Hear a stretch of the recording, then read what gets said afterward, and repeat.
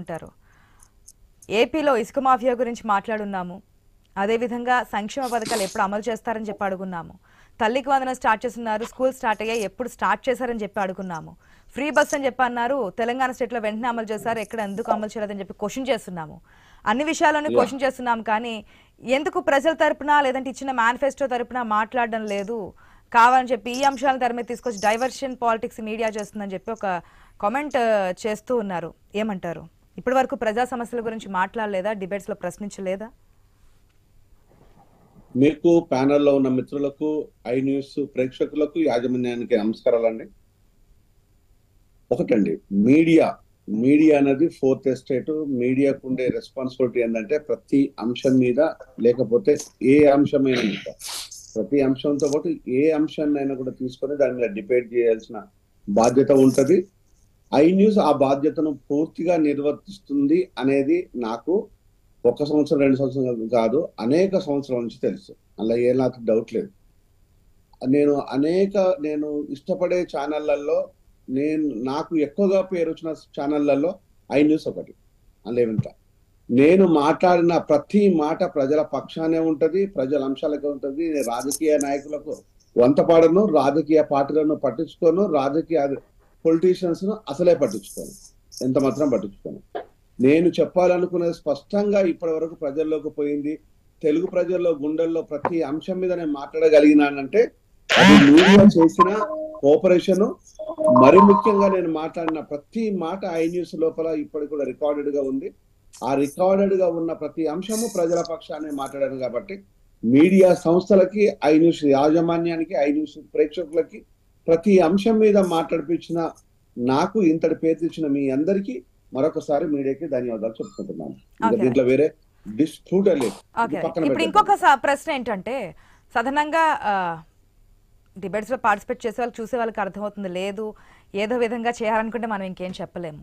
కాకపోతే ఏంటంటే ఒక ప్రశ్న వస్తోంది జయరాం గారు, అధికారంలో ఉన్నప్పుడు తప్పు ఒప్పవుతోంది, అధికారం కోల్పోతే తప్పు బయటకు వస్తే ఇది ఏ విధంగా చేస్తున్నారనే విషయాలు తెర మీద తీసుకొస్తున్నారు. అధికారం ఉంటే ఏదైనా చేయొచ్చా, న్యాయస్థానాలను కూడా మనం మేనేజ్ చేయొచ్చా అనే ఒక ప్రశ్న ఉత్పన్నమవుతుంది నేను జరిగినటువంటి ఈ ఇష్యూలో.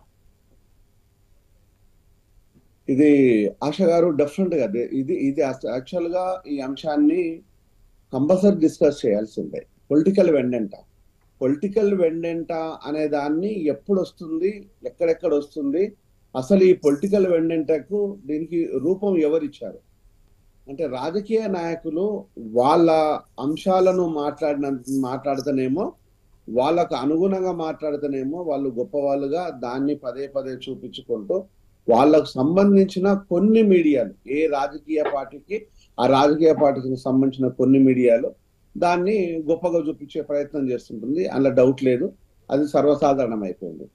కానీ ఇండివిజువల్ గా ఉండే కొన్ని మీడియా సంస్థలు లైక్ ఐ న్యూస్ కానీ ఇంకా కొన్ని మీడియా సంస్థలు, ఎందుకంటే ఇప్పుడు ఐ న్యూస్ లో మాట్లాడుతున్నాం కాబట్టి దాని ఐ న్యూస్ మనం పేరు చెప్పాలి, కానీ ఇంకొక సంస్థ గురించి మాట్లాడకూడదు అనేది ఆ ఇంగిత నాకు తెలుసు కాబట్టి నేను మాట్లాడుతున్నాను. అలాగని మీడియా సంస్థలు అన్ని ఒక తాడి కట్టేయడం కూడా కరెక్ట్ కాదు. ఇక్కడ ఇండివిజువల్ గా మాట్లాడే ఏ మీడియా సంస్థ అయినా కూడా వాళ్ళకు ఒక అంశం మీద చాలా క్లియర్ గా ఈరోజు చర్చలు జరుపుతున్నాయి కాబట్టే ప్రజలు ఈరోజు 160కి పైగా కూటమికి ఈరోజు రావటము, అదే 11కు ఈరోజు జగన్మోహన్ రెడ్డికి పడిపోవటం మీడియా తీసుకున్న చొరవనే. మీడియా గురించి పక్కన పెడితే ఐ థింక్ ప్రజలకు కూడా క్లారిటీ వచ్చి ఉంటుంది, డైలీ చూసే వాళ్ళకి తెలుస్తుంది ఏం చేస్తున్నాము అని చెప్పి. ఒక్క నిమిషం అక్కడ మీడియాలో వచ్చిన కథనాలే, మీడియాలో ఉన్న స్పష్టత ఉందని ప్రజలు నమ్మినందుకే ఇలా అదొక అంశం.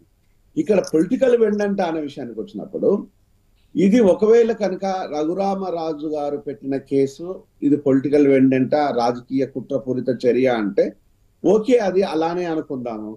కానీ ఇలాంటి కేసులు వైసీపీ ప్రభుత్వంలో ఉన్నప్పుడు ఏ ఒక్కటి కూడా జరగలేదా? అసలు జరగలేదా? జరగలేదు అనే వైసీపీ అధినేతలు కనుక అనుకుంటే, వెంకటేశ్వర రెడ్డి గారు జస్ట్ ఆయన ఒక వాయిస్ ఉన్న నాయకులు, తను స్పష్టంగా మాట్లాడే నాయకులు, అందులో వేరే మాత్రం డౌట్ లేదు నాకు. అనేక సందర్భం లోపల ఇదే మాట చెప్పాను. కానీ వైసీపీ అధినాయకత్వము ఇంతవరకు ఏ తప్పు చేయలేదా అంటే నేను కొన్ని విషయాలు మాత్రమే చెప్పదలుచుకున్నాను. దయచేసి సుధాకర్ గారు అప్పుడు కరోనా టైం లోపల ఓన్లీ మాస్కులు లేవు అని గట్టిగా మాట్లాడి ఇక్కడ పరిస్థితులను డాక్టర్లంగా ఉండే మేము, ఎందుకంటే నేను కూడా మెడికల్ డాక్టర్ అని యావత్ భారతదేశానికి మొత్తం తెలుసు. నేను అనేక రాష్ట్రాల్లో కాదు దేశాలలో కూడా పనిచేసి వచ్చాను కాబట్టి ఈరోజు అడిగినప్పుడు ఆయనను మీరు దేశద్రోహిగా చూడాల్సిన అవసరం ఎందుకు ఏర్పడింది? కరోనా లోపల మాస్కులు లేవు, పీపీ కిట్లు లేవు, కరోనా సంబంధించిన ప్రొటెక్షన్ మాకు లేదు డాక్టర్లకి అని అడుగుతున్నప్పుడు దాన్ని మీకు ఎందుకు తప్పుగా కనిపించింది? నెంబర్ 1. నెంబర్ 2 వచ్చేసి ఇదే వైసీపీ నాయకులను అనంతపూర్ లోపల ఒక దళిత మహిళ నిలదీసినప్పుడు ఆమెకు చెట్టు కట్టేసి బట్టలు ఊడదీసి కొట్టడం లోపల వైసీపీ గవర్నమెంట్ ఎందుకు గొప్పగా ఫీల్ అయింది? సుగాలి ప్రీతి కర్నూలు లోపల జనార్దన్ రెడ్డి ఆయన 2 కొడుకులు రేప్ చేసి చంపేస్తే ఆ కేసును ఏమి చేయలేక అలానే నాంచినప్పుడు హైదరాబాద్ నుంచి నేను, ఏపీ నుంచి పవన్ కళ్యాణ్ దాని మీద గలమెత్తి లొల్లి చేయకపోతే ఆ సుగాలి ప్రీతి మరుగున పడిపోయేది. ఇప్పటి వరకు దాని మానవ లోకానికి తెలిసేది కాదు. ఆ విషయం లోపల ఇప్పటి వరకు కూడా ఎలాంటి నిర్ణయాలు లేవు. దాని విషయాలు ఎందుకు జరిగింది? తూర్పు గోదావరి జిల్లా లోపల జామకాయలు తెంపిల్లనే ఒకే ఒక నెపంతోనే దళిత యువకునికి క్షౌరం చేపించేసి దారుణంగా కొట్టి హింసించిన దాఖలాలు ఏం జరిగినాయి? మరొక అంశం లోపల తెలుగుదేశం పార్టీ నాయకుల మీద, ఎస్సీ నాయకుల మీద ఎస్సీ కేసులు పెట్టిన అప్పటి ఎస్సీ నాయకురాలు సుచరిత హోమేశ్వర్ గా ఉన్నప్పుడు అంత ఘోరాలు జరుగుతున్నా కూడా సుచరిత నోరు తెరవని మాటలను, నోరు తెలియకుండా సైలెంట్ గా ఉండేదాన్ని ఏమని చెప్పాలి? మరొక అంశం గుంటూరు లోపల జరిగిన అనేక విషయాలు కానీ, లేకపోతే పల్నాడు జరిగిన విషయాలను కానీ, ఆ రోజు జరిగిన దమనకర మారణకాండకు వైసీపీ ప్రభుత్వం ఏ ఒక్కదాన్ని కూడా సూచించకుండా, కంట్రోల్ కూడా చేయకుండా ఉన్నదాన్ని ఏం చెప్పాలి? బూతులు మాట్లాడటం లోపల వైసీపీ నాయకులు పిహెచ్డి పట్టాలు పొందితే ఒక ముఖ్యమంత్రి హోదాలో కూర్చొని ముసిముసి నవ్వులు నవ్వుతూ ఉంటే ఆ పాపము వెంటపడి ఈరోజు పాతాళానికి తొక్కేస్తే దాని గురించి ఏం చెప్పాలి? ఈ అన్ని పొలిటికల్ వెండంట అందామా, లేకపోతే ఇవన్నీ న్యాయాలే అంటే ఈరోజు రఘురామరాజు చెప్పింది కూడా పొలిటికల్ వెండంట కన్నా చూద్దాం. లేదు ఇవన్నీ న్యాయం అయితే రఘురామరాజు కేసు పెట్టింది న్యాయమే అవుతుంది.